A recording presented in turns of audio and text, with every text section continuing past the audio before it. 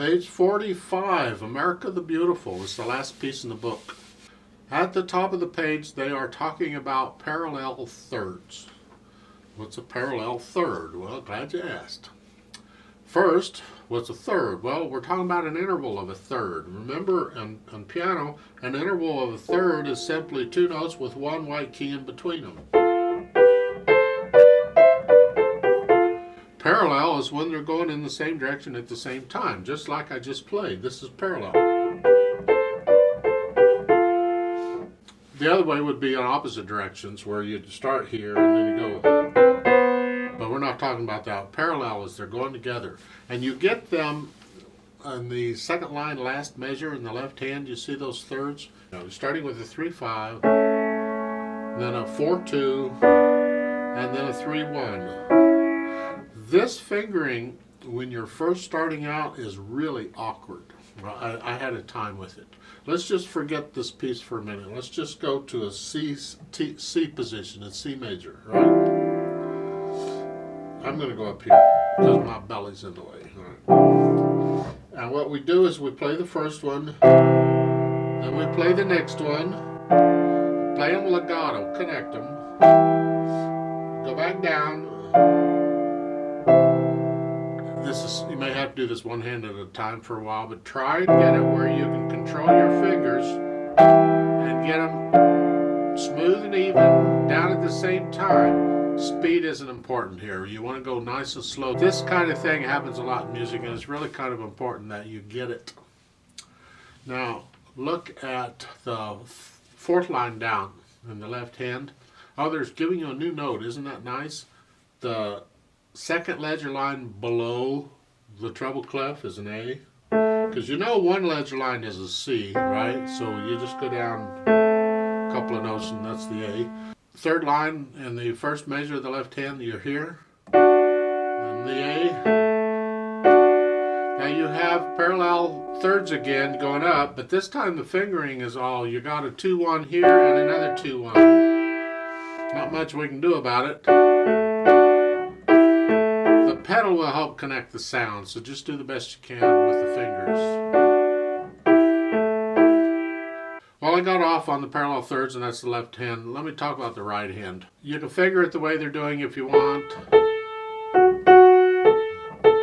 I prefer different fingering. I would go at the beginning with a 3-4 on the 2 A's, and then a 2-1 on the F sharp, and then a 3-4 on the 2 A's, and then a 2-1 on the 2 E's,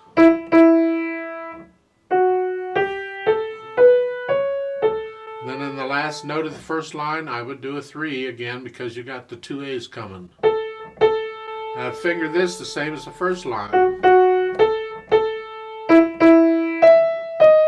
Third measure, second line, look at that. I'm using, well, let's start with the second measure, second line. Okay, we're here.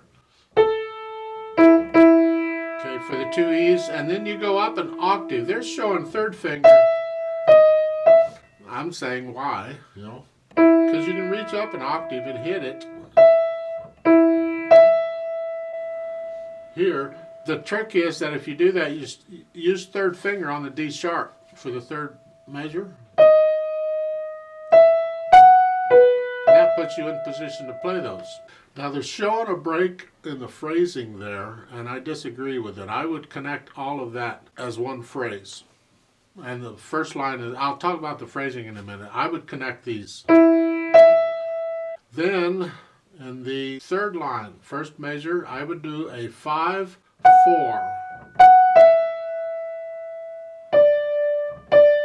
And then in the next measure on the 2 C sharps, a 3-2. In the third measure on that C sharp, I'd put a third finger on it. Just reach the third finger down. For the last note in the third line, I'd do a 4 because you got a 5 on the next note. Yeah. And then on the 2 B's is 3-2, and then on the 2 D's 4-5.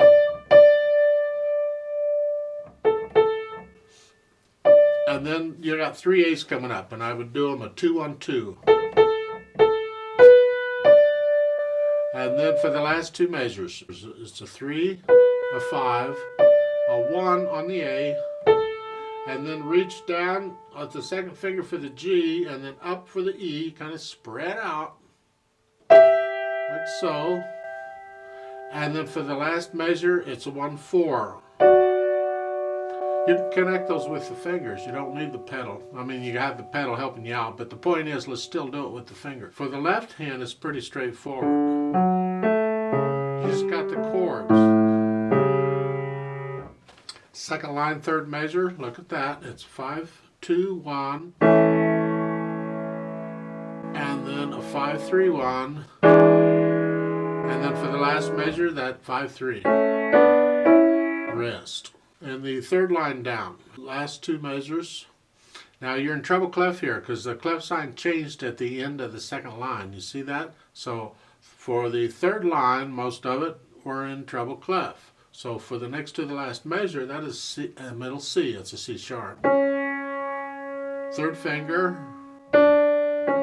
Now for the last measure, it's a D, F sharp. There's different ways of fingering this last measure. You can do it the way they're telling you. It's here, and then come down and put the second finger on it, and down. See the bass clef changed there right in the middle of the measure? Bass clef can change anytime, anywhere, any number of times. Good luck keeping up with it. Time signatures only change at the measure. They can't change in the middle of a measure, but they can change at the measure. Clefs can change anywhere. And they do here. In the second beat, that is an A. They changed it, and here. So, possible fingerings for this is a 2, 1, 2, 5, like they're showing. Or, I prefer a 2, 1, and then put a 1 on the A, and a third finger on the D. Because this way you're in position to go on, because you've got a G coming up.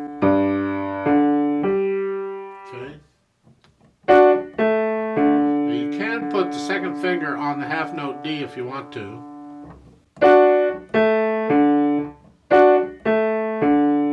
That works too. I don't like having the fifth finger on that half note D because I got to go down on the next measure. I prefer to prepare myself for that. In the last line, starting with the second measure, just finger it the way they're showing. It's good. Thumb on that and the crossover for the second finger.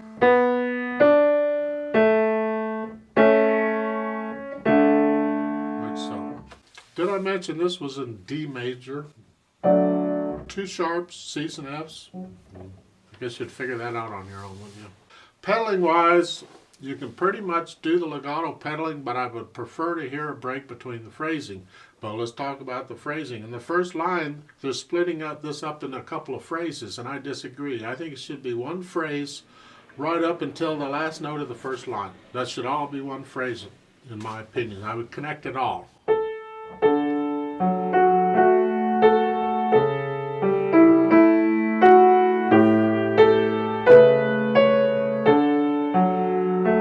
That's all one phrase to me.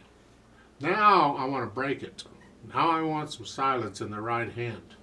So right before I play, or as I lift up the right hand, the dotted half note A, as I lift that up, I'm going to lift the pedal up with it. I'm going to keep the left hand down, and then I'll put the pedal up right after I play the last note in the first line. So the last two measures of the first line is this.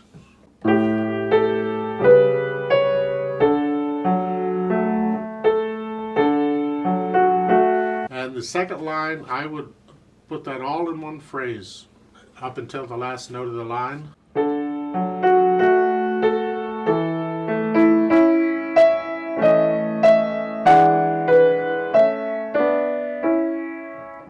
And here you're not pedaling, so it's easier to get a break between the phrase. You just lift up. The A is by itself, so lift up from the E, do boom, boom. The third line, again, I would make all one phrase except for the last note. So here.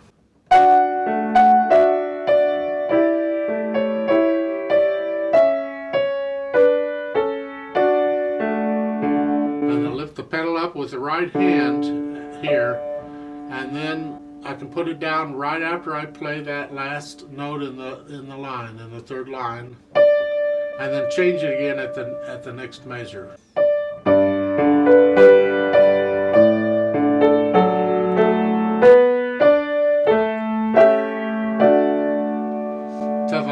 Yeah, it's all one phrase. So just pedal it pretty much like they're showing you.